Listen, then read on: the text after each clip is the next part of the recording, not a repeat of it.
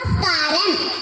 കാട്ടിലുണ്ടൊരു രാജാവ്, വിഡ്ഢിയായൊരു രാജാവ്, ചിണ്ടൻ സിംഹരാജാവ്, തീറ്റക്കൊതിയൻ രാജാവ്, തീറ്റക്കൊതിയൻ രാജാവ്.